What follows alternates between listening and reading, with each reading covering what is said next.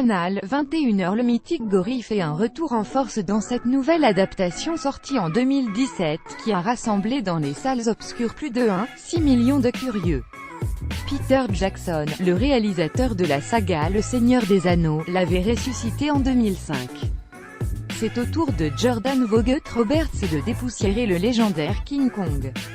Pensé à l'origine comme un prélude à l'histoire originale de 1933, Skull Island a finalement pris une toute autre tournure.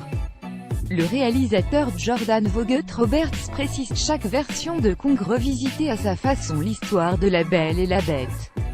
Notre film devait avoir une raison d'exister, un but propre. Nous ne voulions pas raconter à nouveau la même histoire. Pas de demoiselle en détresse, de building ou d'avion. Une aventure inédite donc pour un Kong d'un nouveau genre. Le King Kong de Skull Island mesure plus de 30 mètres. À titre de comparaison, celui de Peter Jackson faisait environ 7 mètres.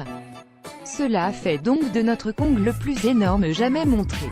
Nous retournons à un Kong bipède et moins proche de ce que peut être un véritable gorille. Les créateurs ont en effet voulu donner un aspect classique au roi des singes tout en lui insufflant le côté kaiju des adaptations nippones.